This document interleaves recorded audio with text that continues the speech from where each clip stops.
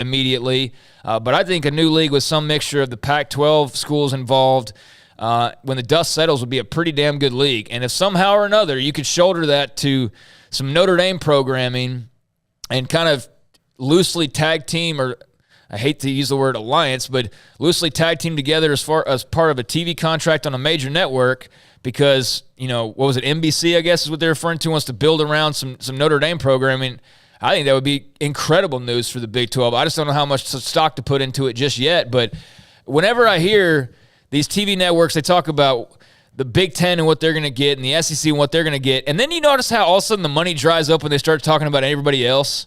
It's like, well, I don't know if the Fox will have as much interest in this conference as they did, because they're spending all this money on these others, but how does that jive with the fact that all we hear is live programming, live programming, live programming, live programming? Well, you can't have blue bloods all day long. So somewhere in my mind I hear, well, the Big 12 is only going to make this. How is that when the live sports demand is so high? And it is. So unless you're planning to just have two conferences fill every single time slot, which I'm sorry, but they have a great swath of teams, but there's got to be some other interest out there, because all of a sudden you're only going to have SEC and Big Ten fans. So there's got to be a spot somewhere on some network that's not carrying all these teams, that's got money, that wants live sports programming. And sorry, but you look at the Big 12 title game, two little schools in Baylor and Oklahoma State brought in $8+ million. So somebody's going to want that. Somebody's going to want that programming. And that's kind of where I've been on this, of when I hear people talk, well, there might not be a deal for the, or a deal worth a while for the big. Okay, well, then that completely spits in the face of live sports mattering as much as it does.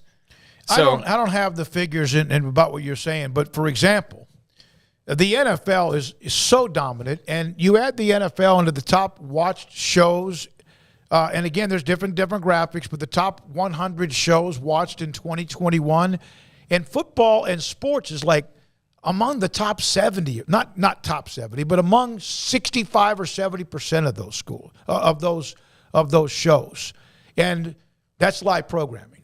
And, yeah, that's something that was hammered into our head, and we tried to at least explain that to you last year when the Big 12 was a little fragile.